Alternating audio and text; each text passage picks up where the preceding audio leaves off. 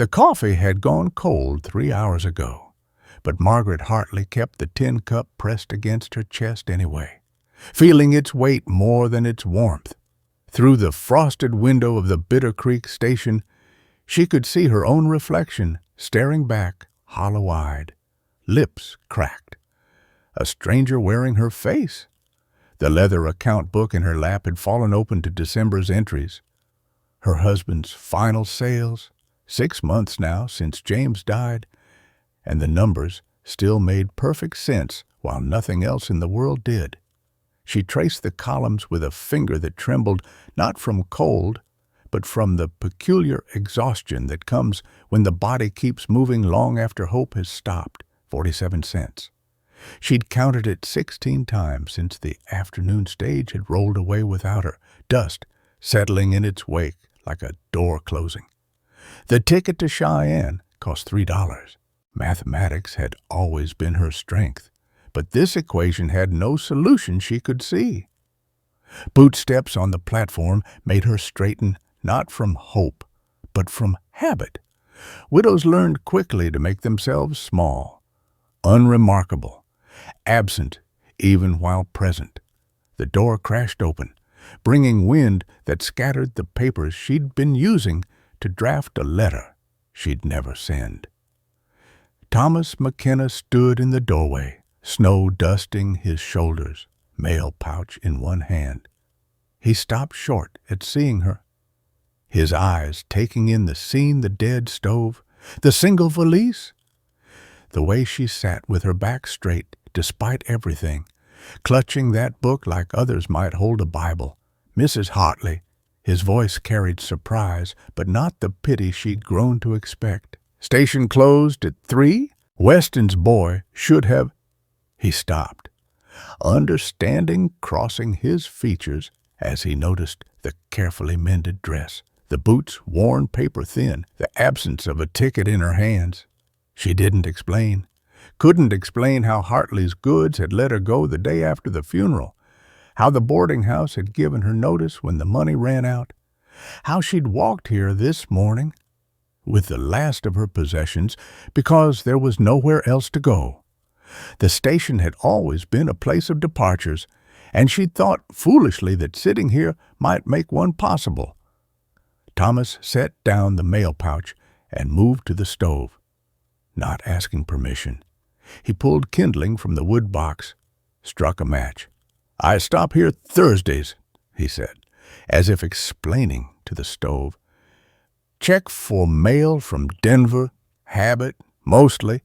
My wife used to say habits are just hope dressed up in work clothes." The stove caught, crackling to life. He pulled a flask from his coat, poured something dark and steaming into a cup without asking, then poured another for himself. Real coffee, hot enough to burn. She sipped it and felt something inside her chest crack open, not breaking, but thawing. "You keep books," he said, not a question.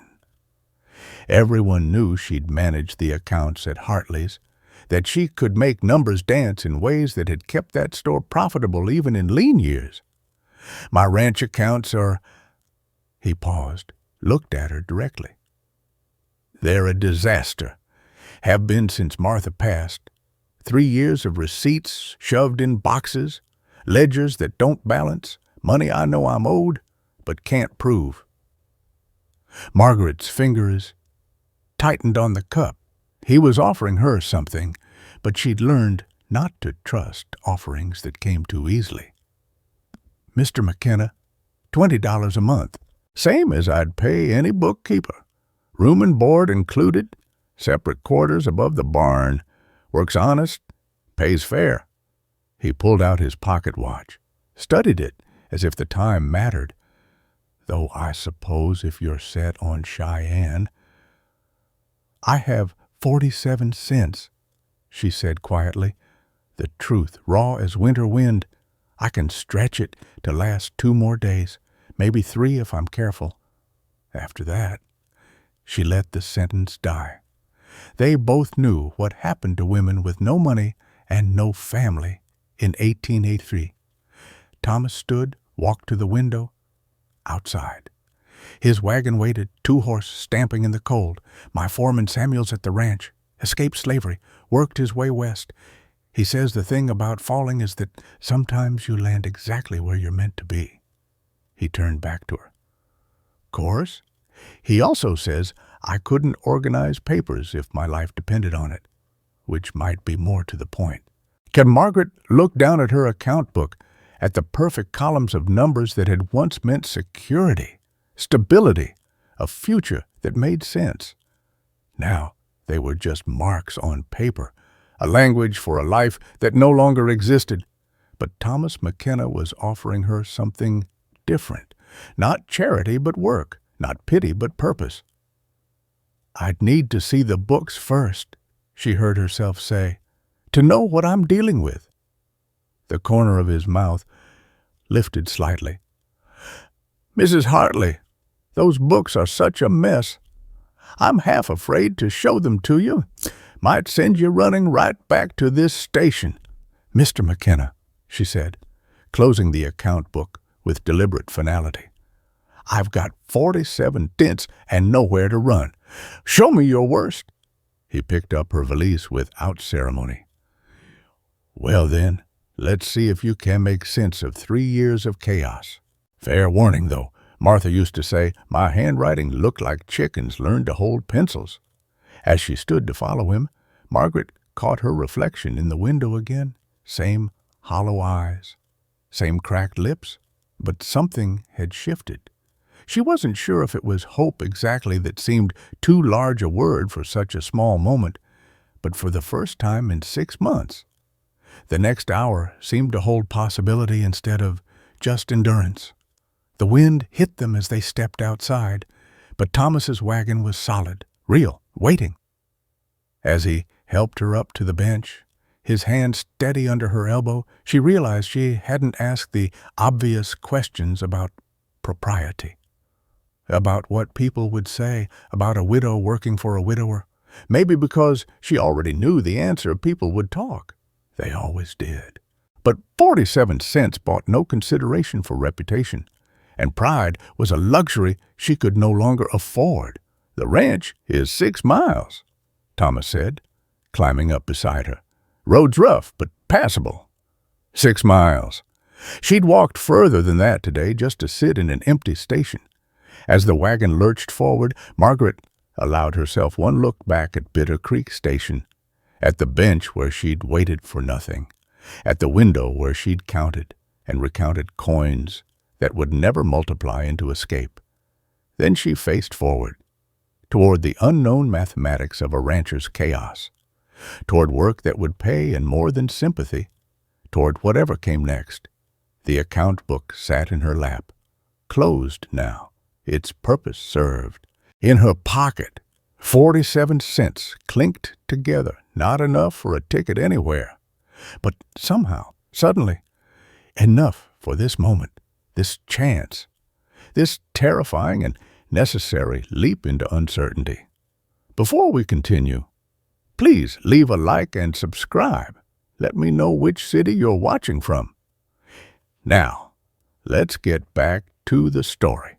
The wagon wheels caught every rut, jolting Margaret's spine against the hard bench. She gripped the side rail, knuckles white, watching the landscape blur past sagebrush heavy with snow, fence posts marking property lines that stretched toward mountains she couldn't name.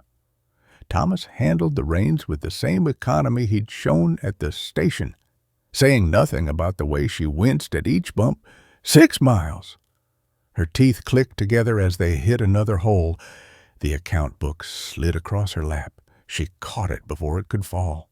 Through the thin wool of her dress, cold seeped into her bones, sharper than the station's stillness. Wind cut across the open range, carrying the smell of cattle and distance. That's the start of it. Thomas pointed with his chin toward a collection of buildings emerging from the white landscape. Ranch house, barn, smaller structures she couldn't identify. Smoke rose from 2 chimneys, signs of life. Warmth, activity. A figure emerged from the barn as they approached, tall, broad-shouldered, skin dark against the snow's glare.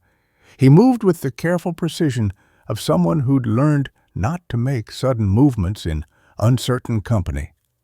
"Samuel," Thomas called out. "Got company. Mrs. Hartley's going to look at the books." Samuel's eyes met hers, assessing, careful, knowing. "Ma'am?" He took the horses' bridles as Thomas climbed down. "Coffee's hot if you need warming." Thomas helped her down, her legs stiff from cold and sitting. The ground felt uncertain under her worn boots. Samuel had already started leading the horses toward the barn, but his voice carried back, "Books are in the same state you left them. Mr. McKenna, maybe worse." The house smelled of wood smoke and something else, leather, tobacco, the accumulated scent of male occupation. Thomas led her through a main room, sparsely furnished, to a door she could tell had been closed for some time by the way it stuck in its frame. The study hit her senses all at once. Papers covered every surface desk, chairs, floor, ledgers lay open, pages curling, receipt spikes overflowed, cigar boxes stuffed with bills, the smell of old ink and neglect. 3 years, Thomas said behind her. Margaret stepped forward, picked up the nearest ledger. The handwriting changed midway through from neat, feminine script to irregular scratches. She recognized the exact page where Martha McKenna had stopped writing, and Thomas had tried to continue. Numbers swam in the margins, disconnected from their columns, credits mixed with debits, dates out of sequence. But underneath the chaos, she could see it the shape of a profitable ranch struggling against its own disorganization. "This is more than 3 years of chaos," she said, running her finger along a column where someone had written the same figure 3 times, crossed it out, tried again. "This is—" She turned to find Thomas watching her, and in his expression she saw something that made her stomach tighten. Not pity, not charity, fear. He was afraid, genuinely afraid, of what these books might reveal about his finances. "How much don't you know?" she asked. "How much money is missing?" The rooster hadn't crowed yet when Margaret's eyes opened. The room above the barn held yesterday's warmth in its walls, but her breath still clouded white. She'd slept in her dress, the only one she had, and now the fabric held the shape of her curled body. Straw from the mattress had worked through the ticking, pricking her ribs. She pulled on her boots, fingers stiff with cold, and wrapped the wool shawl twice around her shoulders. The ladder, down from the loft, creaked at the 3rd rung, 7th rung, 10th. She'd counted them in the dark last night, memorizing the building's language. The main house stood 50 yards across frozen ground. Stars still held the sky, but the eastern horizon showed that gray doubt between night and morning. Her footsteps cracked through the frost-skinned mud. No lights in the bunkhouse yet. Good. The study door opened easier this time, as if the house had accepted her presence. She lit the coal oil lamp with a match from the tin on the mantel, adjusted the wick until yellow light pooled across the disaster of papers. Margaret pulled the ribbon from her bonnet, the black grosgrain her mother had sewn there 10 years ago. The only thing of beauty left on the faded cloth. She set the bonnet aside and began. First, the receipts. Cattle sales in one stack, feed purchases in another, equipment repairs, wages paid. Her fingers remembered this work, the smooth slide of paper against paper, the satisfaction of order emerging from chaos. The lamp's heat warmed her face as she leaned close to decipher Thomas's scratched numbers. A June receipt from Sawyer Cattle Company caught her eye. $300 for 15 head. But the ledger showed no such credit. She checked July, August, September. Nothing. The money had never been recorded, probably never collected. More receipts, more gaps. The pattern emerged like shapes in fog, not theft, but neglect, not malice, but overwhelm. Thomas had been drowning in paper while money slipped through the cracks. She pulled seed envelopes from the wastebasket, shook out the remnants of last season's planting. Each envelope became a month, January through December, 1880, 1881, 1882, 1883 so far. The ribbon divided paid from unpaid. Red wax from a whiskey bottle seal marked urgent items. The lamp oil burned lower. Gray light crept through the window. She didn't notice the face watching her until it moved, a shadow shifting against glass. A cowboy stood outside, hat pushed back, studying her through the frost-etched pane. Young, maybe 20, with the kind of mustache men grew to look older than they were. He said something to someone she couldn't see. Another face appeared, then another. Margaret kept her eyes on the papers, but her shoulders tightened. She knew this scrutiny, had felt it at Hartley's after James died, the weight of men deciding what category to put her in. Widow, worker, problem, possibility. The front door opened. Boot steps in the main room. Thomas's voice. Coffee ready? Hour ago? Samuel answered from somewhere near the kitchen. She's already in there. Who's already? Thomas appeared in the studied doorway, stopped short. The desktop lay clear for the first time in years. Stacks of organized papers marched across it in neat rows. The ledgers stood spine out on the shelf, chronological, labeled with strips torn from an old newspaper. You're up early, he said. I found $300. Margaret held up the Sawyer receipt. June payment, never recorded, probably sitting in his bank waiting for you to collect. Thomas took the paper, squinted at it. I remember this sale. Sawyer paid by check. I put it. He looked around the room as if the check might materialize. In the cigar box with the feed bills, Margaret pulled out the check, yellowed and forgotten, along with $47 in grain refunds and a $12 credit at Henderson's store. The faces at the window multiplied. She could hear their voices now, low rumbles of commentary. Thomas noticed them too, his jaw tightening. Breakfast, he said loudly. Samuel cooks for the whole crew at 6:30. The bunkhouse ate separately from the main house. She'd learned that last night. But Thomas was changing the pattern, making her visible, official. The kitchen filled with the smell of sourdough and salt pork. Cowboys filed in, careful not to look at her directly. They took their places at the long table, benches scraping against floorboards. Samuel poured coffee from an agate pot that had seen better decades. The enamel chipped to show the metal beneath. Margaret sat where Thomas indicated, at the table's far end. The only woman in a room of men who smelled of horse and leather and yesterday's sweat. Their silence pressed against her ears. Mrs. Hartley's handling the books now, Thomas said, voice carrying over the coffee steam.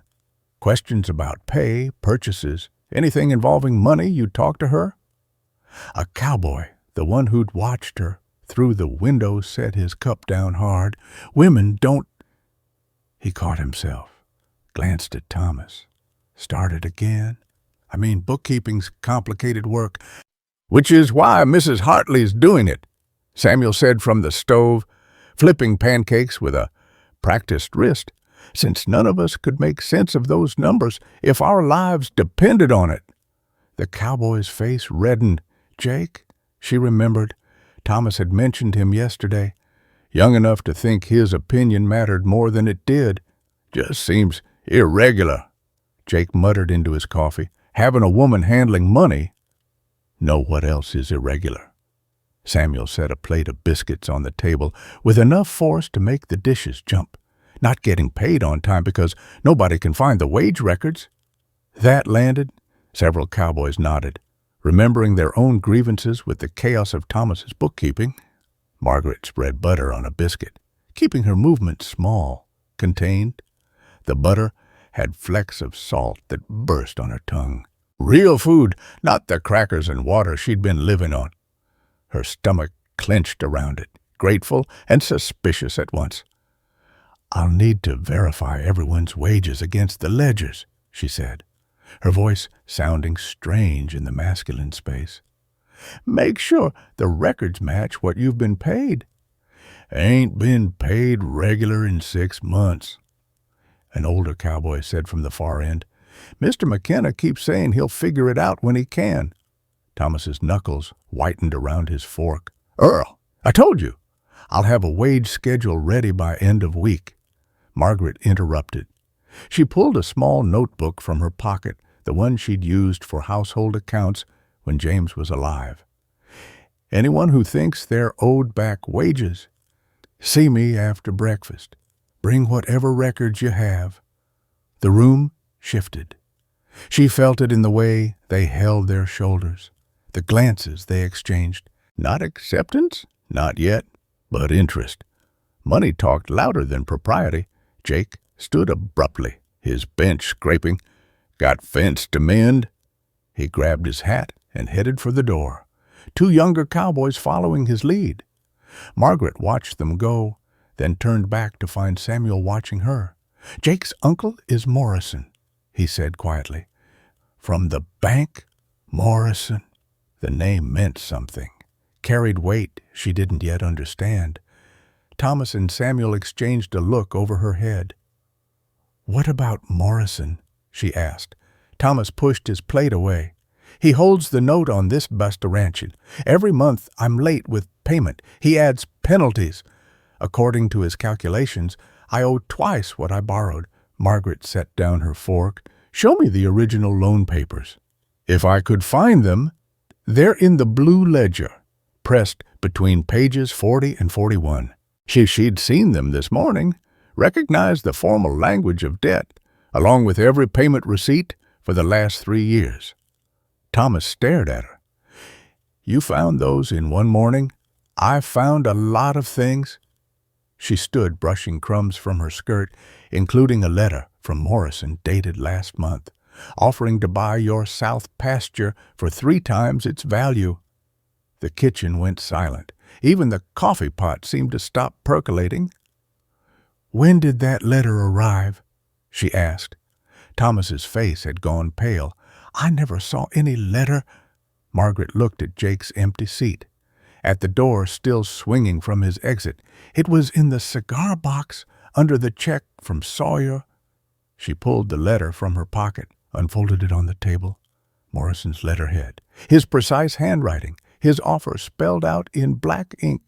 Thomas read it, his expression hardening with each line. "Son of a—" "Jake brings the mail," Samuel said softly, "every Tuesday and Thursday. He brings the mail from town." Margaret's fingers worked the needle through black bombazine, pulling the torn seam closed with stitches so small they disappeared into the fabric's weave. The dress had split along the ribs when she'd reached for a high ledger yesterday. Now, an hour before the Cattlemen's Association meeting, she sat on her narrow bed above the barn, trying to make poverty invisible. The thread caught. She wet it with her tongue, tasted the metallic tang of cheap dye. Through the loft's single window, she could see Thomas loading ledgers into the wagon, a month's worth of her work, bound in order, ready for display. Her hands steadied as she tied off the thread. The mend would hold if she didn't breathe too deep, didn't reach too high, didn't do anything that might remind the fabric of its weakness. "Mrs. Hartley," Samuel's voice carried up from below, "Mr. McKenna says we're leaving soon." She pinned her mother's cameo at her throat paste and brass, but it caught light like the real thing. Her boots had been blackened with stove polish, the cracks hidden but not healed. In the scrap of mirror propped on the windowsill, she looked exactly like what she was a widow making do. The wagon waited in the yard. Thomas had put cushions on the bench, a small gesture that made her throat tight. Samuel helped her up, his hand careful at her elbow. The ledgers sat in a wooden crate behind the seat, covered with canvas against the dust. "Morrison will be there," Thomas said, as they rolled through the ranch gate. "He's been asking questions around town about you." The road stretched ahead, frozen mud, ridged like washboard. Margaret gripped the seat as they jolted over the ruts. "What kind of questions? Where you came from before Hartley's? Why you left? Whether you have people somewhere?" She didn't answer. There was nothing to pay about the farm in Nebraska that went to drought, the parents who died within weeks of each other, the marriage to James that had seemed like rescue until it became another kind of isolation. Town appeared gradually.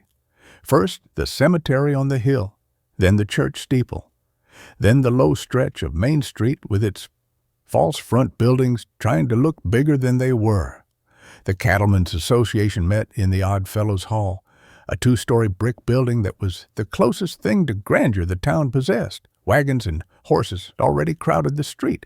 Margaret recognized brands burned into leather saddles, saw men in their good coats standing in clusters, smoke from their cigars rising blue in the cold air. Their eyes tracked the wagon's approach. Thomas pulled up directly in front. No hiding, no slipping in through a side door. He came around to help her down, and she felt the weight of observation like hands on her skin. Women watched from the boardwalk wives in their visiting clothes, their faces careful and closed. The hall smelled of tobacco and wet wool, and the particular staleness of rooms where men made decisions. Rows of wooden chairs faced a podium. A pot-bellied stove in the corner glowed red, making the air shimmer above it.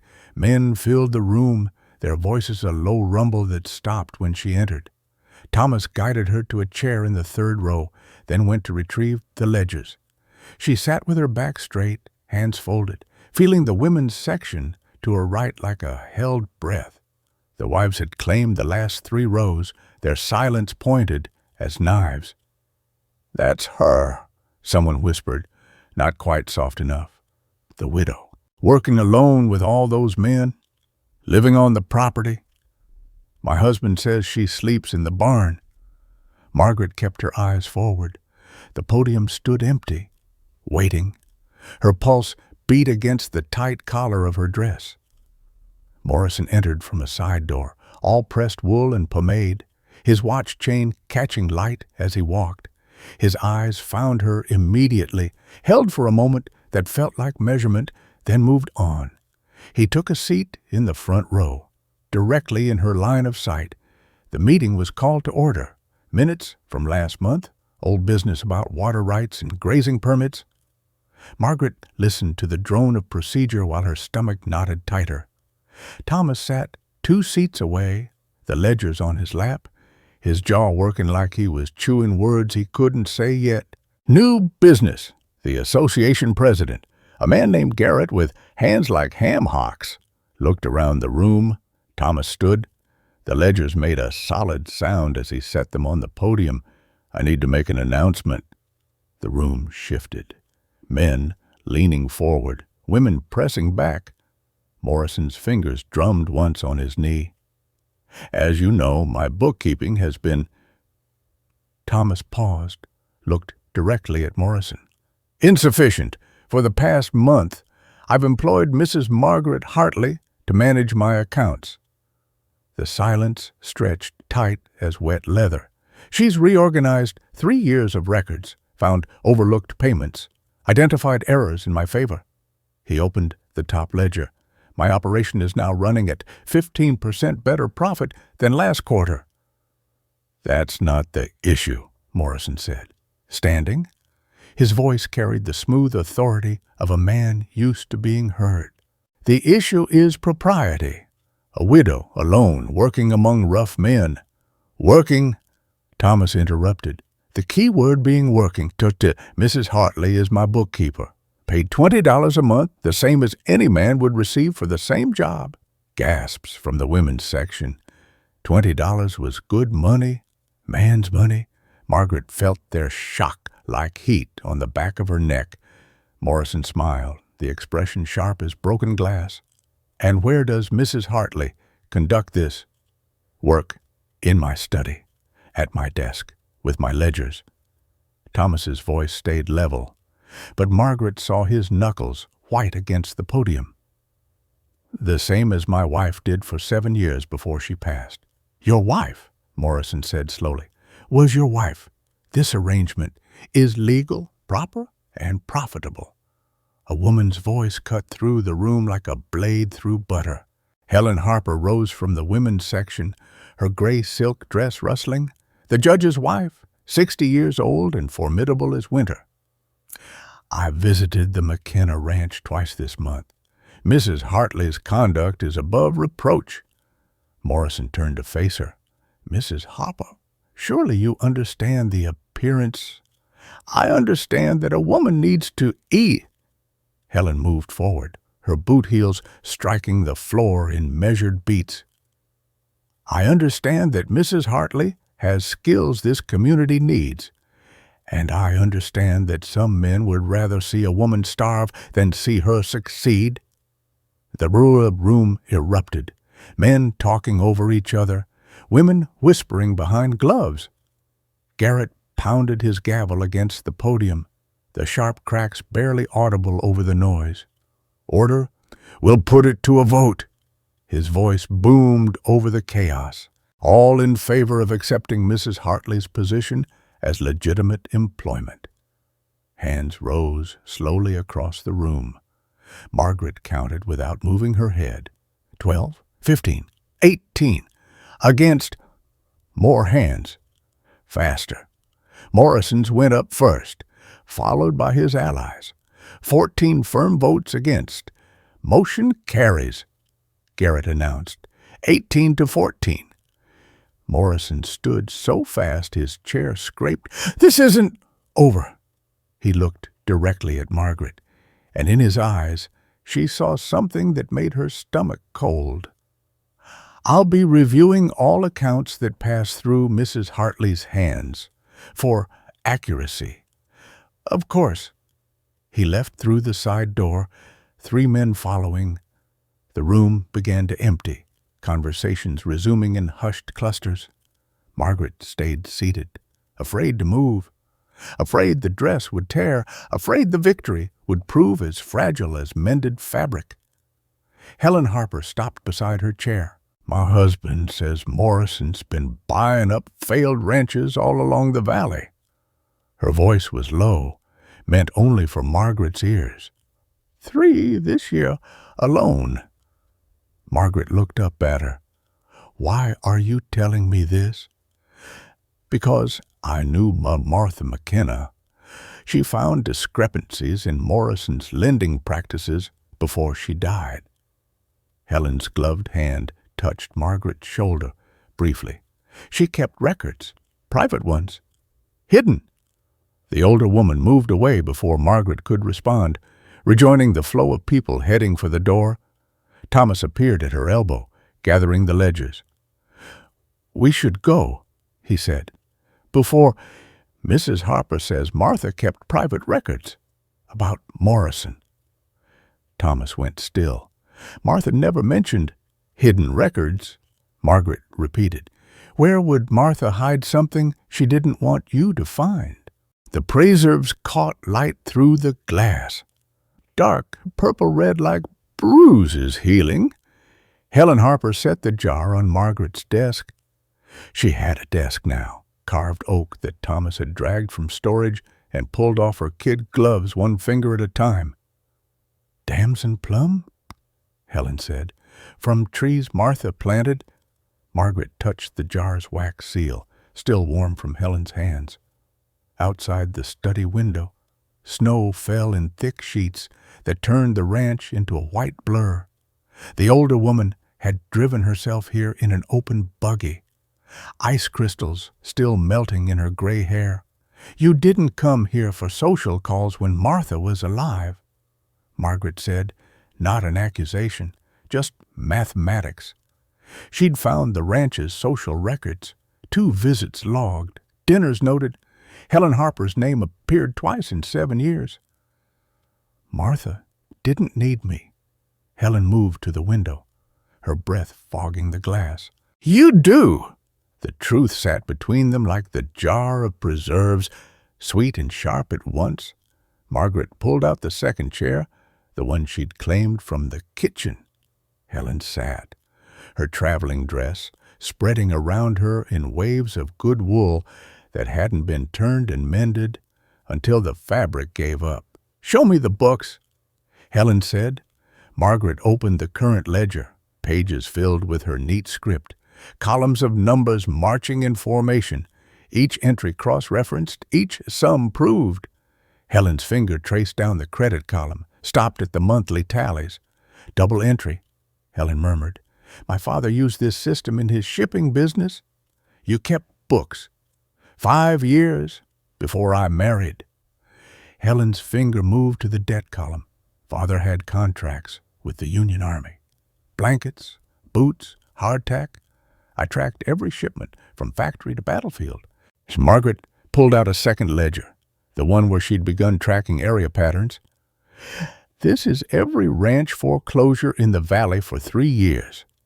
Helen studied the entries, her face tightening with each line. "Morrison holds all these notes." "Every one. And look." Margaret flipped pages, pointed to her calculations. "The foreclosures follow a pattern, always after a good season, when the rancher has invested in improvements, but before the cattle sales come in, when they're cash poor, but asset rich." Helen's voice carried the kind of anger that came from understanding. "He's timing it." Margaret pulled out a clean sheet of paper, drew columns. "If I could track cash flow predictions, show ranchers when they're vulnerable." "Teach me?" The request hung in the air. Margaret looked at the older woman, saw the hunger there not for food or warmth, but for purpose, for the work that mattered. "Your husband thinks I embroider all day." Helen's laugh had edges. 40 years of marriage, and he's never asked what I do in my sewing room." Margaret dipped her pen in ink, began drawing the template. "You list fixed costs here, mortgage, wages, feed, variable cost here, repairs, medical, unexpected losses." The pen scratched across paper, leaving trails of black that meant survival or ruin. "Then you map it against seasonal income." Helen pulled the paper closer, studied the structure. "So you can see the dangerous months. January, February, May." Margaret pointed to the gaps. "When the bills come due, but the money hasn't arrived, that's when Morrison strikes." Boot steps on the porch made them both look up. Through the window, Margaret saw a rider dismounting, snow thick on his shoulders. Not someone from the ranch. The horse bore a brand she didn't recognize. Thomas opened the front door. Voices carried through the walls. Margaret couldn't make out words, but she heard the tone urgent, fractured. Helen's hand found hers under the desk, squeezed once. Thomas appeared in the doorway, his face grim. The messenger stood behind him, melting snow pooling around his boots. "Murphy's lost his ranch," Thomas said.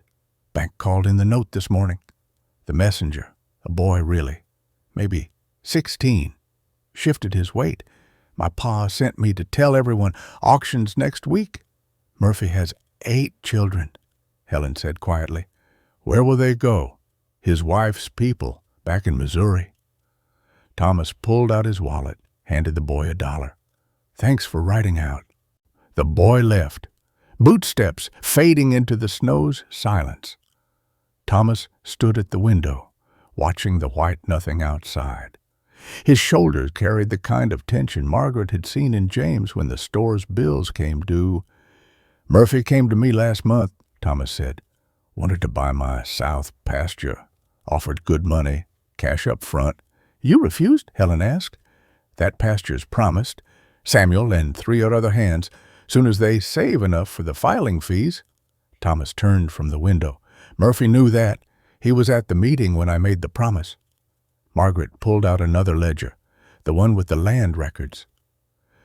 "When did Murphy's note come due?"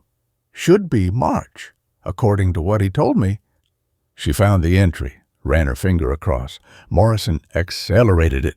There's a clause if the rancher misses any payment by more than 10 days, the entire note becomes due immediately.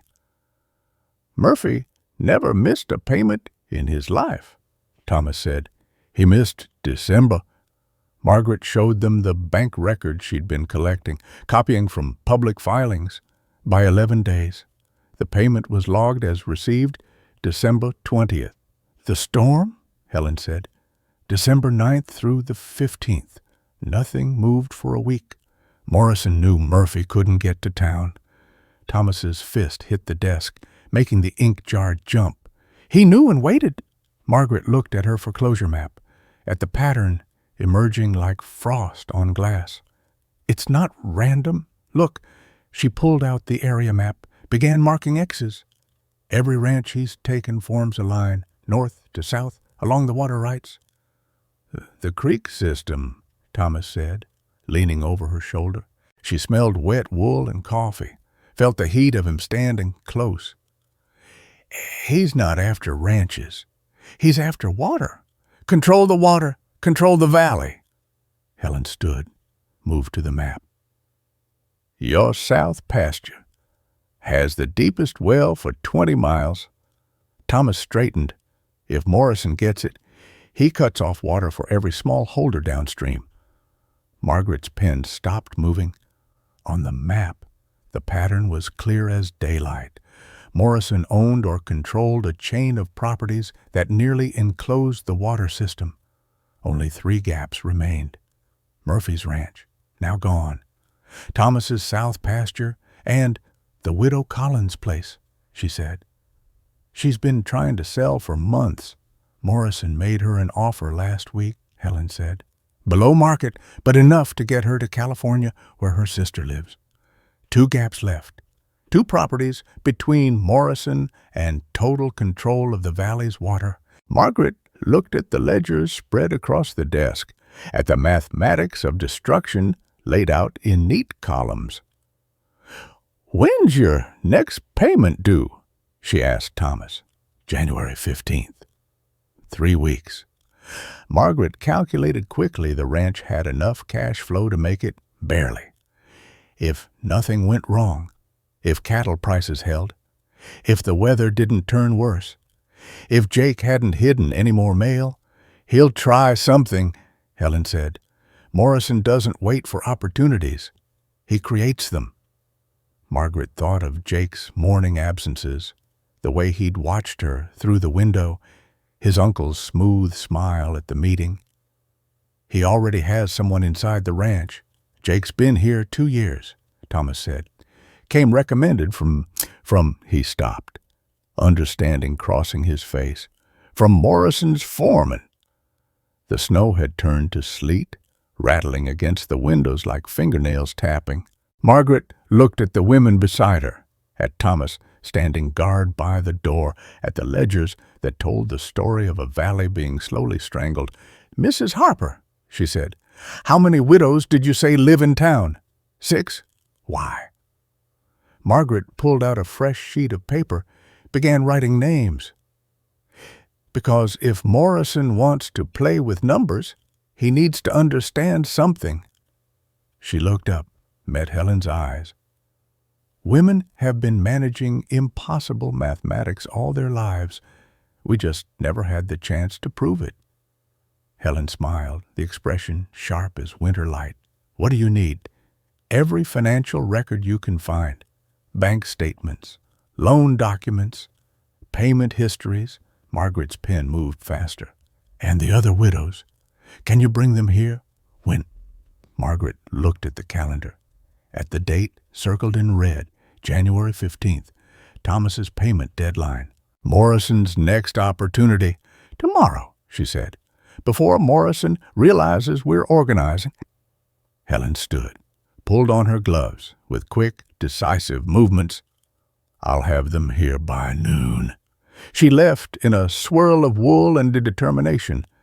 Thomas moved to the desk, looked at Margaret's calculations, the web of connections she'd drawn. You're planning something, he said. Morrison thinks he's the only one who understands the numbers. Margaret capped her pen, looked at the map with its careful marks. But he's never had to make 47 cents last 3 days. He doesn't know what we know. Which is? Margaret stood, moved to the window where Helen's buggy tracks were already filling with snow. How to survive on nothing, how to make something from less than nothing. She turned to face him, and how to keep perfect records while doing it. Thomas studied her face, and she saw something shift in his expression. Margaret. A crash from the barn cut him off. Then Samuel's voice, sharp with alarm. Fire! The hay barn's on fire! The smoke turned out to be steam. A bucket of water knocked over onto hot coals from the forge, sending white clouds through the barn's gaps. Samuel's voice still carried panic's edge as he explained, pointing to where Jake had been shoeing horses, the empty space where the younger man should be standing. Gone, Samuel said. Left the forge burning, the horse half shod. Thomas ran his hand along the horse's hoof, checking the damage. The shoe hung loose, nails half driven. Margaret watched from the barn door, her breath still coming fast from the run across the yard. The acrid smell of hot metal and wet wood filled her nose. He'll be back, Thomas said, but his voice carried doubt. They returned to the house to find Morrison's carriage in the yard, black lacquer gleaming despite the dust. The matched grays stood patient in their traces, too fine for ranch roads. The driver sat rigid on his box, eyes forward, pretending not to exist. Morrison stood in the study, examining the ledgers Margaret had left open on the desk. He didn't turn when they entered, just continued reading, his finger tracking across her calculations. Impressive work, Mrs. Hartley. He closed the ledger with deliberate care. Though I wonder if your talents might be better employed elsewhere. Thomas moved between Morrison and the desk. State your business.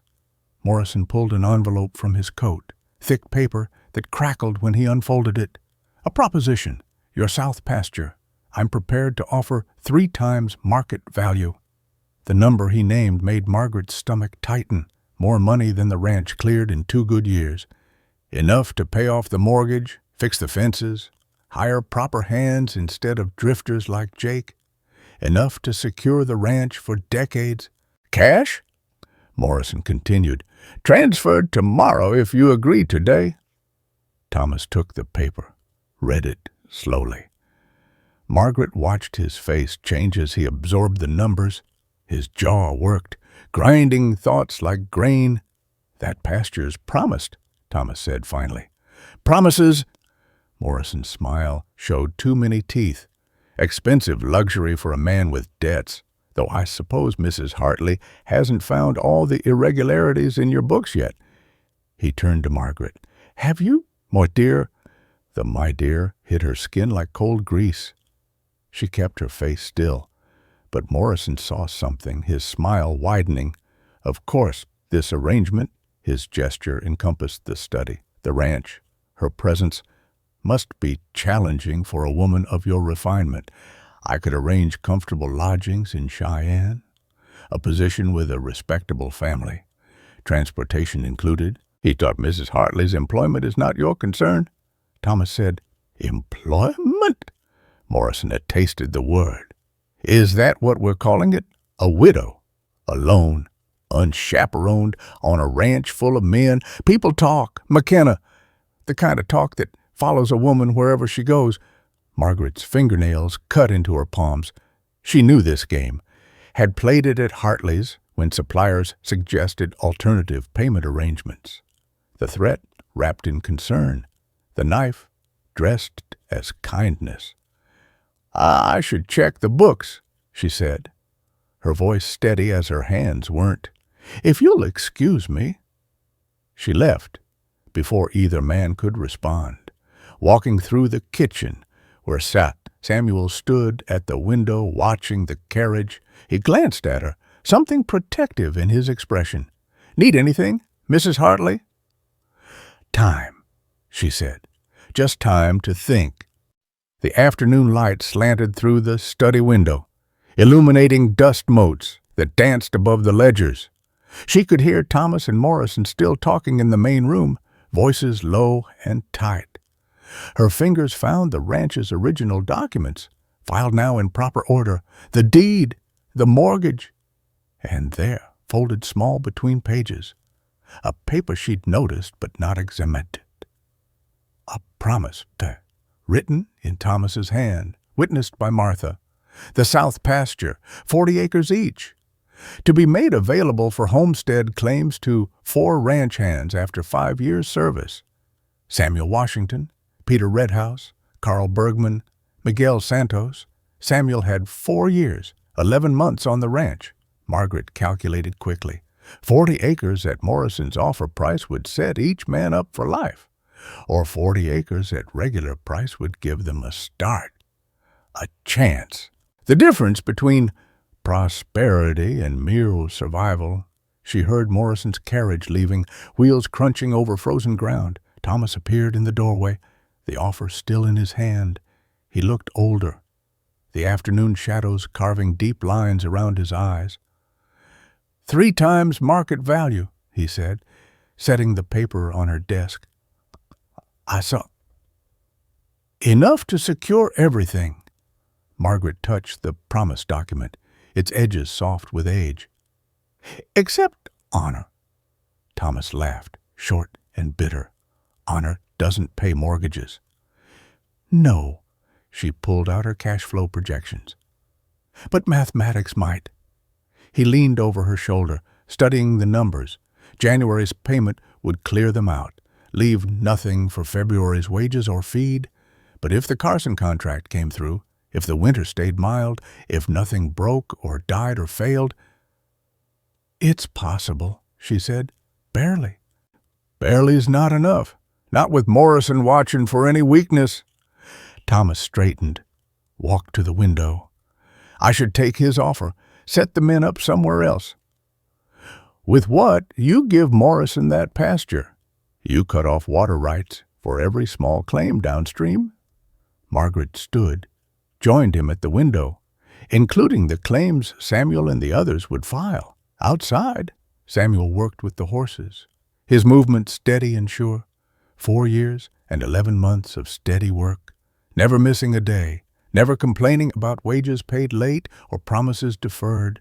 He told me once, Thomas said quietly, that freedom meant owning dirt nobody could take away. Said he'd walked from Georgia to Wyoming to find it. Morrison knows about the promise, Margaret said. That's why he's pushing now, before Samuel's 5 years are up. Thomas turned to look at her. How could he know Jake? Who else? She thought of the young cowboy's convenient absences, the hidden mail, the forge left burning. Morrison probably planted him here specifically to watch for opportunities. The light was fading, purple shadows stretching across the snow. Soon Samuel would ring the dinner bell. The hands would gather, everyone pretending normalcy, while the ranch balanced on a knife's edge. There's another way to, Margaret said. The widows in town, Helen's organizing them. If we pool resources, create a fund. Charity from widows. Thomas's voice roughened. I'd rather lose the ranch. Not charity. Investment. She pulled out a fresh sheet, began sketching the structure. They loan you the January payment. You pay them back with the interest from the Carson contract. They get better returns than the bank offers. You keep the ranch and the promise. As Thomas studied her design, his expression shifting from skepticism to consideration. Morrison would hear about it. He'd move to block it. Let him try. Every widow in that group has been cheated by Morrison's bank in some way. They'd like nothing better than to act against him. You've thought this through. I've been thinking it through since I had 47 cents and no options. Margaret set down her pen. Sometimes the only way to fight power is to build your own. Thomas picked up Morrison's offer, held it into the lamplight. The number glowed through the paper, tempting as summer rain. If I refuse this and we fail, you lose your position too. Then I'll have 47 cents again. She managed half a smile.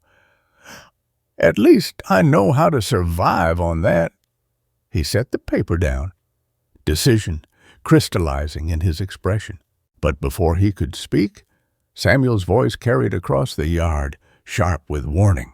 "Riders coming, 6, maybe 7. Through the window, Margaret saw torches moving through the dusk, flames dancing like angry stars. Not random visitors, not at this hour, in this weather, carrying fire. Thomas grabbed his rifle from above the door. "Stay inside!" But Margaret was already at the window, counting the lights, recognizing the deliberate pace of men who meant to be seen coming. At their head, Jake's familiar silhouette against the torch flame. "They're not here to fight," she said, understanding hitting cold as winter wind. "They're here to witness something." Thomas stopped, hand on the door. "Witness what?" The lead rider pulled up in the yard, torch held high. Jake's voice carried clear in the cold air. "Mr. Morrison sends his compliments. Says you have 1 hour to accept his offer." He pulled a second paper from his coat. "Or he calls in your entire note tonight." The torch flames reflected in Jake's eyes as he swung down from his horse, boots hitting frozen ground with deliberate weight. The paper in his hand caught the wind, snapping like a flag. Behind him, 6 men remained mounted, their faces shadows under hat brims. But Margaret recognized the shapes, all Morrison's men, all armed, all waiting. 1 hour, Jake repeated, holding the document toward Thomas. "Mr. Morrison's being generous. Considering—" Thomas didn't reach for the paper. Considering what we found." Jake's smile crawled across his face. "Irregularities in your wife's bookkeeping. 3 years of them. Morrison's prepared to overlook those discrepancies if you sign tonight." Margaret's stomach dropped. Martha's books, the ones she'd carefully preserved, organized, verified. She'd found no irregularities. Nothing but Thomas's chaotic attempts after Martha's death. "You're lying," she said, stepping onto the porch. Despite Thomas's gesture to stay back, Jake's attention shifted to her, his expression sliding from smugness to something uglier. "Mrs. Hartley, or should I say Miss Gardner, that was your name in Nebraska, wasn't it, before you married hasty-like after your parents' farm failed?" The truth of it hit her chest like cold water. Her maiden name, the farm's foreclosure, the quick marriage to James when she had nowhere else to go. Morrison had been digging deep. "That's not illegal, no?" Jake dismounted, walked closer to the porch. "But interesting. Woman with nothing marries up. Husband dies convenient-like. She lands another position mighty fast." He looked at Thomas. "Makes a man wonder what else she's hiding." Thomas moved down the steps, rifle still in his hands but pointed at the ground. "Get off my land!" 1 hour, Jake said again, backing toward his horse. "Sign the papers, or Morrison calls in everything, Sister, your choice." They left in a thunder of hooves and torchlight, disappearing into the dark. Thomas stood frozen in the yard, the rifle hanging loose in his grip. Samuel emerged from the shadows by the barn, his own weapon lowered. "Want me to follow them?" Samuel asked. "No." Thomas's voice sounded scraped raw. "Check the horses. Make sure they didn't do anything while we were watching Jake." Margaret went back inside, her legs unsteady. The study felt different now, violated. Morrison knew about her past, had twisted it into something shameful. By morning, the whole town would know his version. She pulled on her shawl, needing air, needing distance from the walls that suddenly felt like they were closing in. Thomas found her at the kitchen door. "Where are you going?" "The mercantile. We need supplies. And I need—" She stopped. unable to articulate the need to know where she stood in town. Whether Morrison's poison had already spread. "I'll come with you." "No." She pulled the shawl tighter. "That would make it worse. Let me go alone, see what we're facing." The ride to town stretched longer than the actual miles. Each bump in the road jarred her spine, reminded her of that first ride with Thomas, when 47 cents had seemed like the worst problem she'd face. The Mercantile's windows glowed yellow with the lamplight. She tied the horse, climbed the steps on legs that felt disconnected from her body. The bell above the door announced her arrival with a cheerful ring that made her teeth ache. Harrison, the proprietor, stood behind the counter. His face changed when he saw her, a quick tightening round the eyes, a glance toward the back room where his wife kept the accounts. "Mrs. Hartley?" He didn't smile. "What can I help you with? Flour? Coffee? The usual order for the ranch." He pulled out his ledger, ran his finger down the page. "I'm afraid there's a problem with the ranch's credit." Margaret pulled out cash, coins from her wages. "I'll pay today. It's not about today." Harrison couldn't meet her eyes. "It's about extending credit going forward, under the circumstances." "What circumstances?" He finally looked at her, and she saw pity there, which was worse than contempt. "Mrs. Hartley, please, don't make this harder. Mr. Morrison holds the note on this building. I can't afford to sell goods to paying customers, to be seen supporting irregular arrangements." The bell rang again. Mrs. Morrison entered, her presence filling the store like smoke. She wore purple silk that whispered wealth with every movement, her wedding ring catching light like a weapon. "Mrs. Hartley," she said the name like it tasted bad. "Or should I call you something else? My husband mentioned you've had several names." Margaret kept her voice level. "I need flour and coffee." "What you need," Mrs. Morrison said, moving closer, "is to leave this town before you corrupt it further." She turned to Harrison. "You weren't really going to serve this woman, were you?" Harrison's hands fumbled with the ledger. "I was just explaining our credit policy." "No credit needed, Gus," Margaret said, setting coins on the counter. "Cash transaction?" Mrs. Morrison's hand swept the coins onto the floor. They scattered, rolling under shelves, into corners. "We don't take money from whores." The word hung in the air like a slap.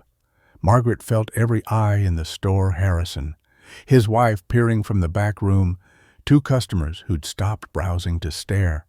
She bent to gather the coins, her knees cracking against the floor. Each penny retrieved felt like swallowing pride she couldn't afford to keep. Mrs. Morrison's boots stayed in her peripheral vision, purple leather without a single scuff. "That's right," Mrs. Morrison said above her. "On your knees, where women like you belong." Margaret stood, coins clutched in her fist. "Women like me, women who trade on their bodies rather than honest work. First the Hartley man, now McKenna." Mrs. Morrison smiled, cold as Morrison's offer. "Though I suppose when you have nothing else to sell, I keep books." Margaret's voice stayed steady, though her hands shook.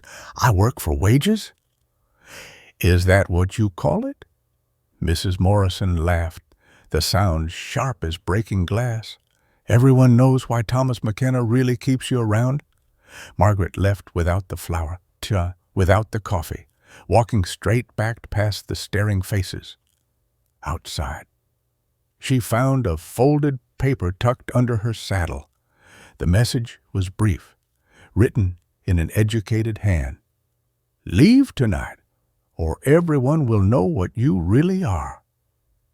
She rode back toward the ranch, but couldn't make herself complete the journey. The weight of the town's judgment, Morrison's threats, the impossible mathematics of survival. It all pressed down until breathing hurt. She found herself at Bitter Creek Station without conscious decision, as if the horse knew where she needed to be. The bench sat empty, covered now with a thin layer of fresh snow. She brushed it clean, sat in the same spot where Thomas had found her. The station looked exactly the same: dead stove, empty ticket window, that sense of endings rather than beginnings. But she sat differently now, spine straight instead of curved in defeat. Her account book lay at the ranch, replaced by ledgers that told larger stories than her own small failures. Bootsteps on the platform. She didn't turn, knowing somehow it would be Thomas. He'd discovered her absence, followed the only path that made sense. "Running?" he asked, sitting beside her on the bench, remembering. She looked at her hands, still marked with ink stains from this morning's work, remembering what it felt like to have nothing and no one. And now she turned to look at him, saw her own exhaustion reflected in his face. "Now I have work that matters, people who trust me with their numbers, their futures."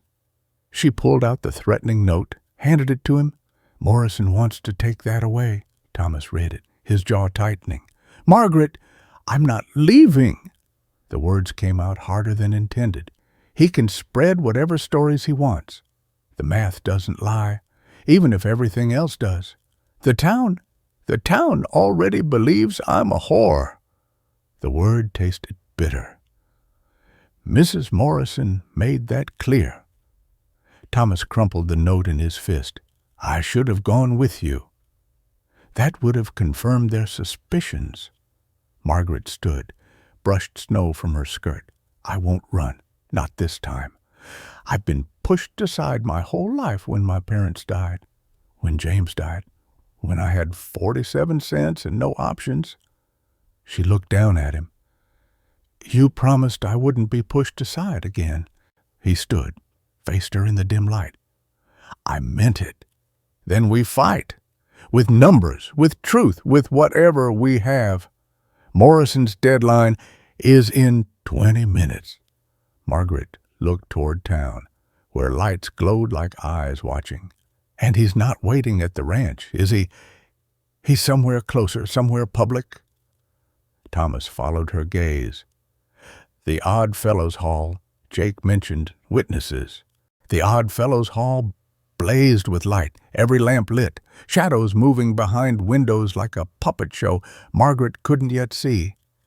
She and Thomas tied their horses among dozens of others. Word had spread fast. Morrison's network, efficient as poison through a well. Inside, the hall was packed, not just ranchers, but townspeople, merchants, their wives. Morrison stood at the podium where Garrett usually presided, his presence claiming authority that wasn't his to take. Jake flanked him, along with 3 other men Margaret recognized as bank employees.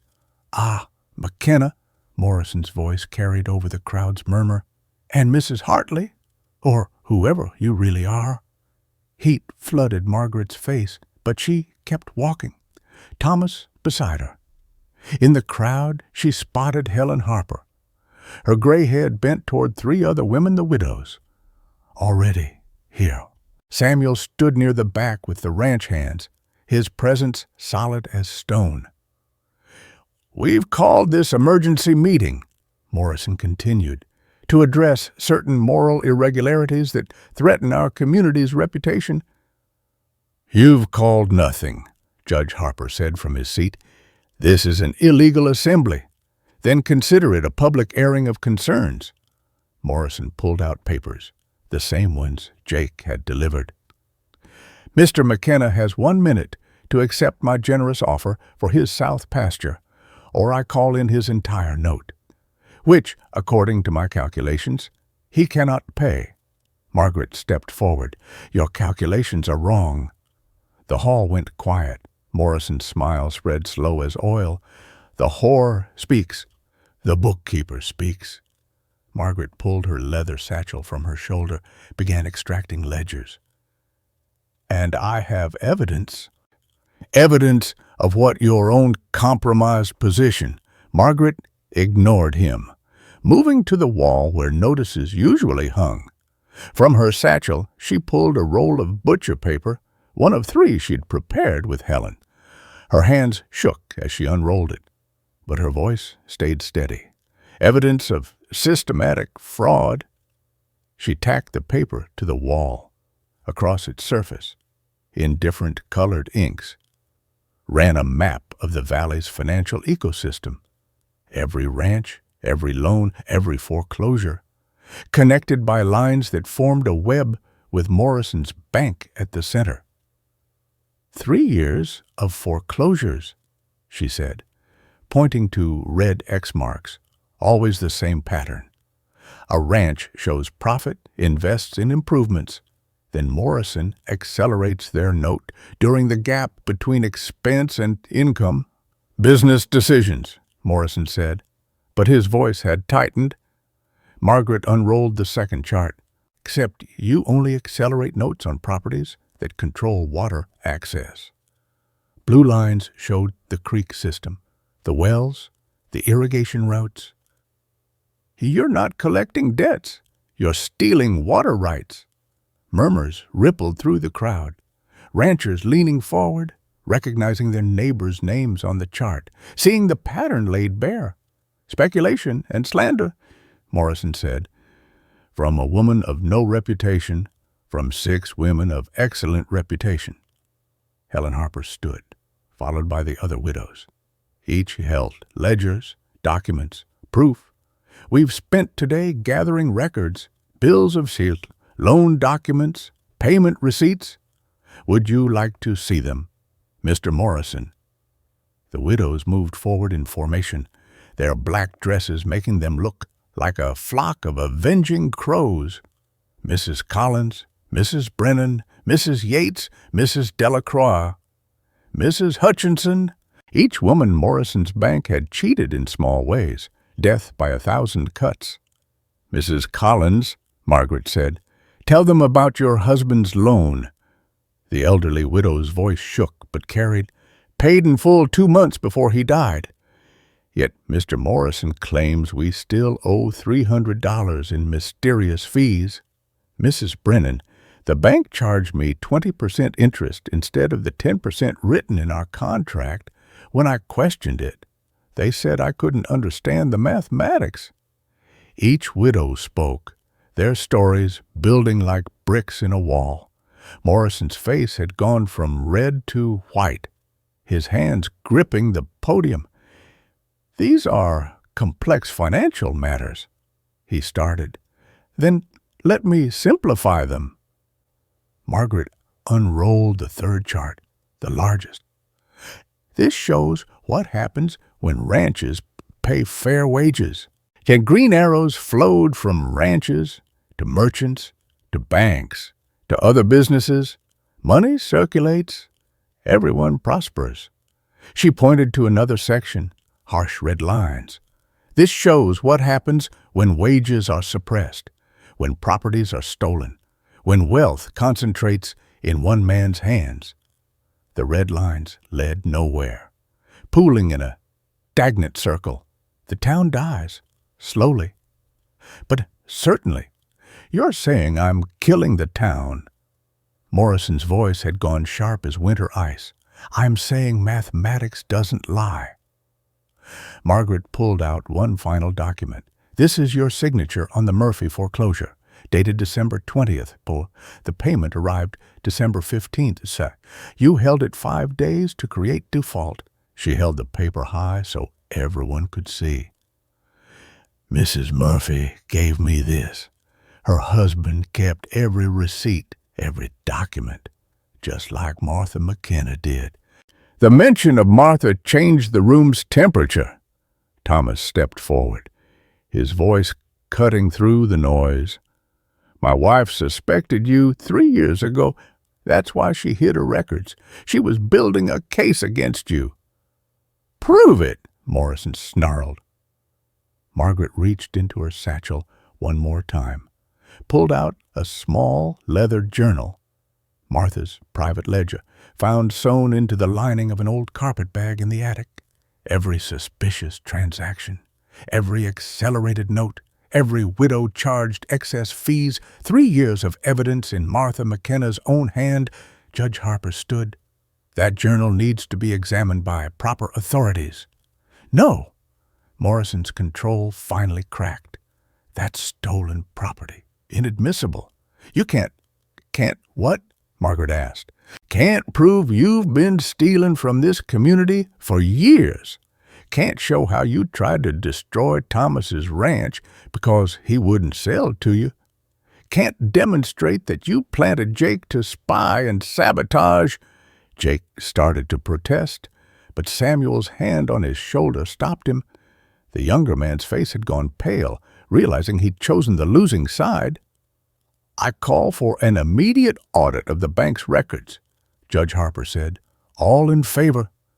Hands rose throughout the hall, not just the widows, not just Thomas's allies, but merchants who'd been overcharged, ranchers who'd paid mysterious fees, townspeople who'd watched neighbors lose everything to Morrison's mathematics. Morrison looked around the room, counting the raised hands, seeing his empire crumble in real time. This isn't over. Yes, it is. Margaret stepped closer to him, close enough to smell his pomade turning sour with sweat. You called me a whore. You tried to destroy my reputation, but you forgot something important. What's that? I learned bookkeeping from my mother, who learned it from hers. 3 generations of women who could make numbers dance while men like you thought we couldn't count past 10. She turned to address the room. How many of you have wives, mothers, daughters who keep your household books, who stretch every dollar, track every penny, perform mathematical miracles daily? Nods throughout the crowd, recognition dawning on faces. From now on, Margaret continued, any ranch that wants accurate books can hire the women who've been doing this work for free their whole lives. Mrs. Harper and I are starting a bookkeeping service. Fair wages, professional standards, and absolute accuracy. I'll hire one, called out Peterson from the Circle B ranch. Me too. From Williams at the Double Bar. Count me in. From 3 more ranchers, Morrison pushed past Margaret, headed for the door. But the crowd had closed in, not threatening, but not yielding either.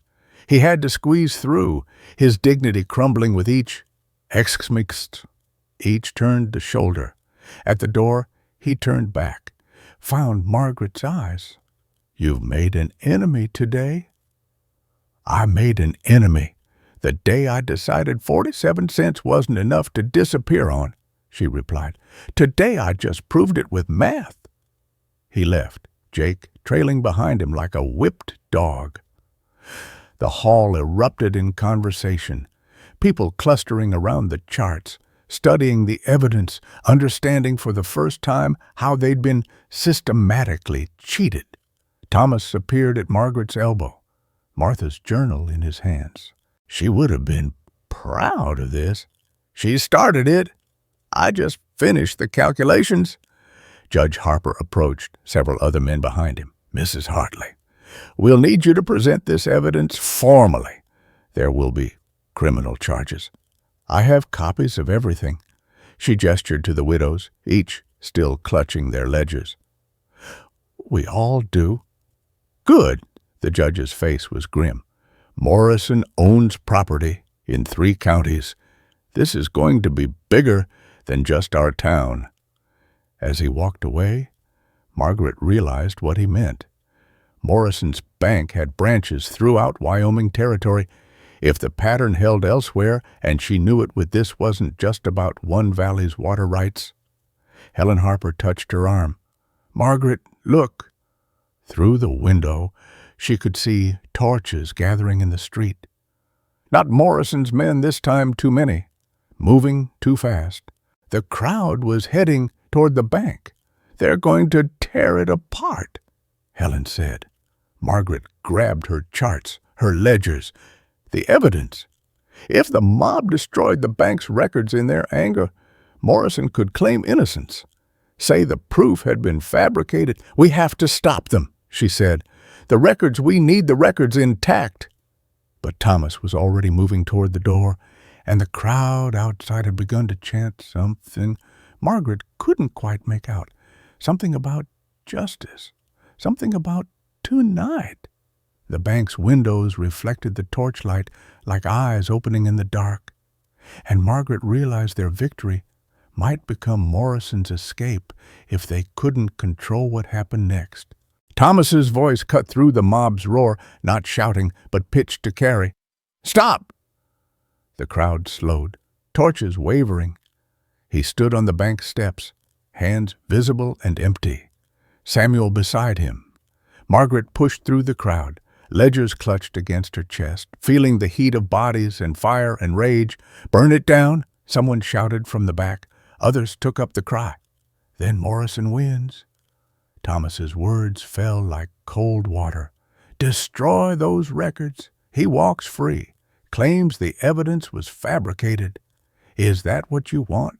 Judge Harper emerged from the crowd, his authority adding weight. "The federal marshals arrive tomorrow. They need those documents intact." The mob shifted, uncertain. Margaret climbed the steps, turned to face them. Neighbors, customers from Hartley's, men who tipped their hats to her on the street before Morrison's poison spread. "I know you're angry," she said. "Morrison stole from all of us. But the numbers inside that building are the nails for his coffin. Let the law use them." "Law hasn't helped us before," Peterson called out, "because we didn't have proof before." Margaret held up Martha's journal. "Now we do. 3 years of evidence. Don't let anger destroy what Martha McKenna died protecting." That landed. The crowd knew Martha, remembered her sudden illness, how fast she'd gone. Margaret saw understanding ripple through faces. Maybe Martha's death hadn't been as natural as it seemed. The torches lowered one by one. The crowd began to disperse, muttering, but moving. Margaret's knees nearly buckled with relief. Thomas's hand found her elbow, steady, but not obvious. "Federal marshals," she asked Judge Harper quietly. "Telegraphed them an hour ago."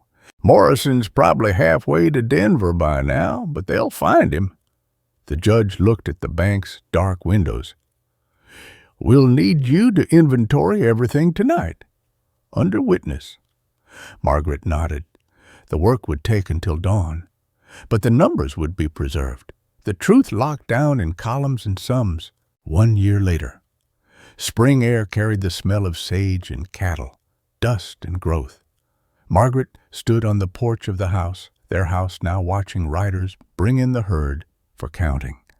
The tally book lay open on the table beside her, pages ruffling in the breeze.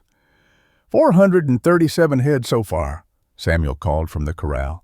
His own land started where Thomas's ended, 40 acres of good pasture with water rights intact. The cabin he'd built with his own hands stood visible on the rise, smoke threading from its chimney where his wife Anna kept the stove going. Margaret marked the number, added it to the running total to the mathematics of prosperity, so different from the desperate calculations of a year ago. Mrs. McKenna. She still startled at the name sometimes.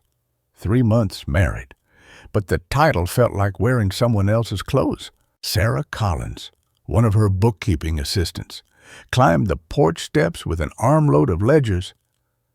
"The Murphy account's ready for review," Sarah said. "They're actually showing profit this quarter." Murphy had gotten his ranch back when the investigation revealed Morrison's fraud. Half the foreclosed properties had been returned. Families moving back to land they'd thought lost forever. "Good." Margaret took the ledger, scanned Sarah's neat figures. "What about the Henderson account? Mrs. Brennan's handling that one. She has a gift for finding lost money. 4 women working steady now, with 3 more training. The office in town, 2 rooms above the hardware store, stayed busy 6 days a week. They'd incorporated properly Hartley and Associates, Financial Services. Margaret kept her first husband's name for the business. It felt right. honoring what James had inadvertently given her by denying the push toward independence. Helen Harper appeared in the doorway, flour dusting her hands. "Bread's ready if you're hungry." She'd taken to spending spring roundup at the ranch, officially to help with the books, but really, Margaret suspected, to escape the judge's hovering concern. At 70, Helen worked harder than women half her age, her election to the school board having given her new purpose. "Any word from Denver?" Helen asked, settling into the rocking chair Thomas had built over winter. "Morrison got 10 years. Margaret set down her pen. "The federal prosecutor says he'll serve at least 7. "Not enough." "No, but his assets are being distributed to the people he cheated. That's something." Through the window, she could see Thomas working the herd, his movements efficient and sure. He'd paid off the ranch's mortgage with the settlement money, but they still lived careful, remembering how fast fortune could turn. "I have something for you," Helen said, pulling an envelope from her pocket. "From Martha's sister in California." Margaret opened it, found a photograph. Martha McKenna standing beside a younger Thomas, both of them squinting in bright sun, the ranch house new built behind them. On the back, Martha's handwriting, the beginning, 18. "She would have liked you," Helen said. "Would have liked what you've done with her work." The sun was lowering, painting the valley gold. Cowboys headed toward the bunkhouse, another day's work done. Jake was long gone, disappeared the night Morrison fled, probably riding for territories where his uncle's name meant nothing. Thomas climbed the porch steps, dust in every crease of his clothes. He looked at the tallies, nodded approval. "Good year. Best yet," Margaret agreed. He pulled a document from his shirt pocket, unfolded it on the table, the ranch deed officially recorded. At the bottom, a new line for signature. "Equal partners should have equal stake," he said, offering her the pen. Margaret looked at the line. Co-owner, not wife, not auxiliary, but owner. She signed her name Margaret Hartley McKenna, the ink flowing dark and permanent. The lawyer said it was unusual, Thomas admitted. A woman co-owning property. Everything about this year has been unusual. She set down the pen, looked at her signature next to his. Unusual seems to be working. Sarah and Mrs. Brennan emerged from the house, ready to ride back to town. 3 more women followed the widow Yates, young Mrs. Decker, whose husband had died in a mine collapse, and Alice Freeman, who'd never married, but had a head for numbers that put most men to shame. "Same time next week?" Sarah asked. "Earlier if the Carson contract comes through," Margaret replied. "We'll need all hands for that inventory." The women mounted their horses, some riding astride now. Practicality, finally overwhelming propriety. They looked different than a year ago, Margaret realized. Straighter backs, clearer eyes. The particular confidence that came from earning your own money. After they left, Margaret walked to the corral where Samuel was finishing the day's count. His broad hands moved quick over the tally beads, an old method, but accurate. "Final number?" she asked. 512 head, minus the ones we're keeping for breeding. That's a good sale." "Your share will be enough to buy the adjoining 20 acres. Samuel smiled, the expression transforming his usually careful face. "Anna's already planning where to put the garden." The sun touched the horizon, painting everything the color of accounts, finely balanced.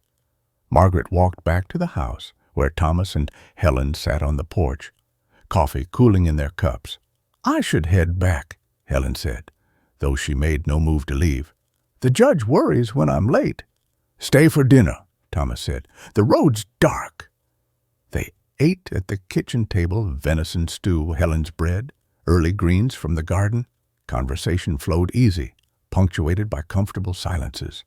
Through the window, Margaret could see lights in the bunkhouse, hear the faint sound of a harmonica. Later, washing dishes while Helen dried. Margaret found herself thinking about that bench at Bitter Creek Station. How she'd sat there with 47 cents, waiting for nothing, hoping for anything. "Well, what are you smiling about?" Helen asked. "Mathematics." Margaret dried her hands on her apron. How 47 cents became all this? That wasn't mathematics. That was courage. No.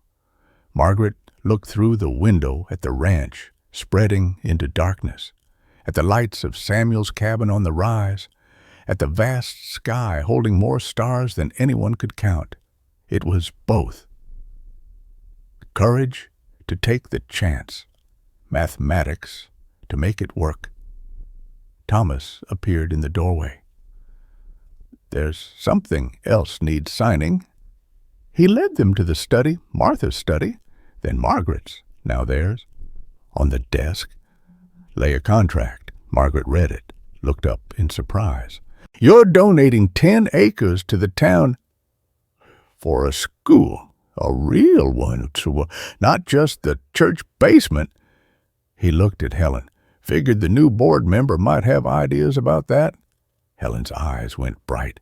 "We could teach bookkeeping, real mathematics, not just basic sums." "Girls, too?" Margaret asked. "Especially girls." Thomas said, "Every girl in this valley should know what you know, how to read a contract, spot a lie in the numbers, protect herself with mathematics." Margaret signed the donation papers, then pulled out her ledger to record the transaction. Assets transferred, value assigned, future calculated in neat columns.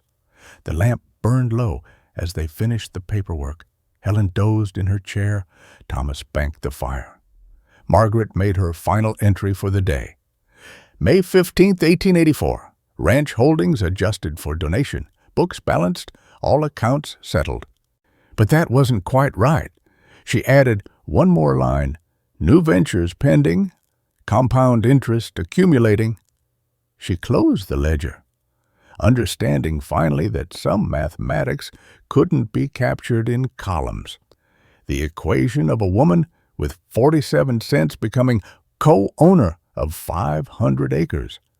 The formula for turning widows' desperation into economic power. The calculation that proved a community's wealth grew when everyone prospered, not just the few. Through the window, a light appeared on the road. Another rider seeking Thomas McKenna's ranch, probably wanting to hire one of the bookkeeping widows. Word had spread to neighboring counties, women who could make numbers tell the truth, who charged fair rates and kept perfect records. Margaret went to the door, ready to welcome whoever was coming. Behind her, the house settled into evening sounds, Helen's gentle snoring, Thomas adding wood to the stove, the scratch of pen on paper as he attempted his own bookkeeping, still terrible at it, despite a year of her teaching. The rider grew closer, and Margaret recognized Mrs. Patterson from 2 valleys over, whose husband had died last winter. Another widow with the children to feed and skills nobody would pay for, until now. "Mrs. McKenna," the woman called from the yard, "I heard you might be hiring." "Come in," Margaret called back. "We'll look at the numbers." She always looked at the numbers now. They never lied, never disappointed, never pushed anyone aside. They just waited, patient as winter wheat, ready to grow into something more than anyone expected. The door closed behind the new widow. Margaret lit another lamp. The ledgers opened to fresh pages. The work continued, connecting hearts. "I need to tell you something about that 47 cents. It wasn't about the money, never was. When Thomas found me at that station, what saved me wasn't his offer of work or wages. It was being seen, really seen, not as a widow, not as a burden, but as someone who could still matter. Every woman in our valley knew that feeling, being invisible. until we proved we could count, calculate, survive on nothing. We didn't just share ledgers and teach mathematics. We shared the knowledge that 47 cents could become everything if someone just gave you the chance to prove it. That's what we gave each other. Not charity, not pity, but the fierce recognition that we'd all been dismissed, overlooked, pushed aside, and survived anyway. The numbers were just our language for saying what really mattered. You belong here. Your work has value, and nobody gets to tell you otherwise. Disclaimer. This story was inspired by Western frontier narratives and created solely for entertainment purposes. It does not condone, encourage, or promote any form of violence, discrimination, or harmful behavior. All characters and events depicted are products of the author's imagination. Any resemblance to real persons, living or dead, or actual events is purely coincidental. The story aims to explore themes of resilience, community support, and economic justice through fiction.